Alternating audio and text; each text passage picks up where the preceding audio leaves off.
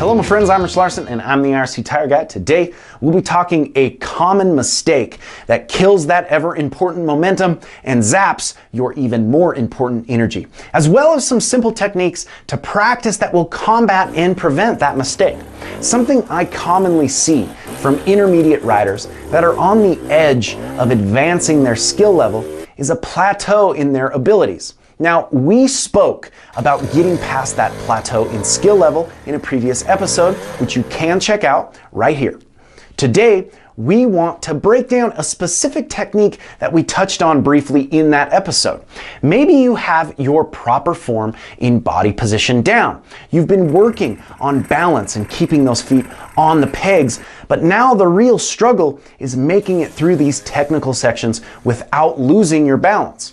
What we see as we progress in hard enduro is when we run into nearly impossible sections, a struggle in a rider's ability to continue through these sections with momentum.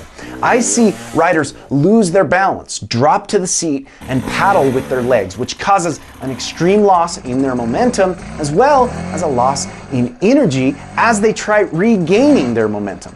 Gaining momentum from a stop is the first challenge. Keeping that momentum is the next. You don't have to clean every technical section like a perfect trials rider in hard enduro. Your feet are there for a reason, and they come in handy in those nearly impossible sections. But there is a certain way to use your feet to assist you in keeping momentum and saving your energy, and it's not in that seated paddling position.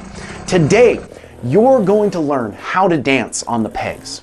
A true hard enduro rider moves on the machine more than any discipline of off-road riding. We've mentioned this before in our true hard enduro body position episode, which you can check out right here. Watching the incredible ability of the top hard enduro athletes in using every part of their body to traverse impossible sections. Not just the perfect displacement of weight through their hips, but also a soft touch with their feet when slightly out of balance to correct from side to side while simultaneously and continuously weighting their machine to hold that ever-precious traction to the ground. Of course, your weight comes from your hips, but the next important part is how do we get that weight from your hips to your tires? Well, the important step I see most guys miss is that weight needs to transfer from your hips through your pegs. If you aren't weighting your pegs, your body weight is inefficient and most importantly, not properly weighting your tires on the ground. This is where learning how to dance on the pegs comes into play. Your dabs on the ground are for a correction in balance and nothing more. I live by this.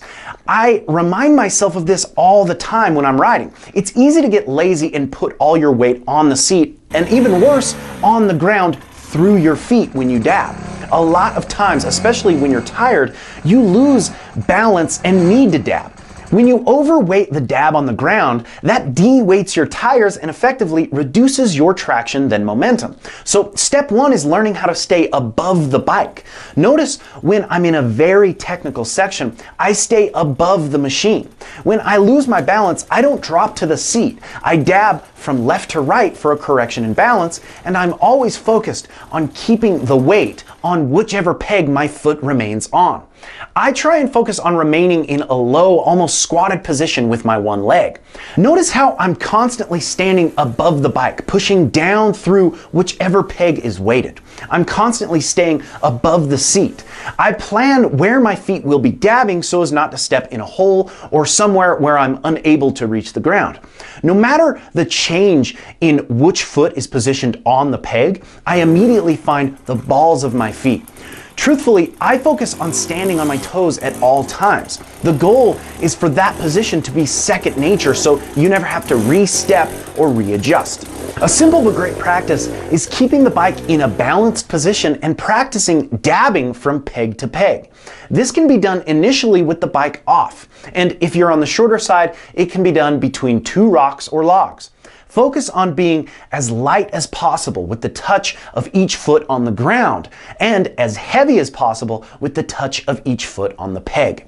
Your body weight should be constant through each foot on one or the other peg. A centered bike and balanced position is where I concentrate most of my focus. Again, each touch on the ground represents a gentle correction in balance. Using this same technique, another great practice is finding a technical section and similarly planning your dabs. Your ability to practice taking each foot off the pegs to dab and remain above the bike while you're moving is imperative. Holding momentum, holding that weight on the pegs, and holding traction while you find a rock that will assist you in staying above the machine. Again, planning your dabs using taller rocks for that correction in balance and preventing a tip over due to an inability to reach the ground. As you advance, mastering left and right pivot turns in succession over logs or around rocks is an ideal technique and a natural progression that I constantly use in hard enduro situations. These are all similar to the switchback and side hill technique. Again, the focus is on staying above the seat as well as putting all my weight on whichever peg my foot remains on. I'm constantly adjusting how I weight my bike through my feet. It requires a soft touch of the ground and the ability to move in all directions on the motorcycle. The fact is, I hear guys tell me all the time, especially the ones that know they sit a lot. They'll say things like, I see Graham sit, I see Billy or Letty sit. A hard thing for these guys to understand is the top riders are sitting different than you. They've spent thousands of hours practicing proper weighting techniques. Even when they're sitting, they sit with their feet. Their weight is still pushed through the pegs. They even squeeze with their thighs at times to stay above the machine and not weighting the ground when they dab. Again, the top riders' dabs are for a correction in balance and nothing more. Your efficiency and ability to move on your machine is greatly increased when your feet are on the pegs. That is where the focus in your practice should be. We hope these techniques and tip breakdowns are helping you guys progress in your skills. If you're enjoying the channel, please make sure to like, comment, and subscribe, as well as follow us on Instagram at IRC Moto and my personal Instagram page at RichLarson511. And until next time, keep shredding.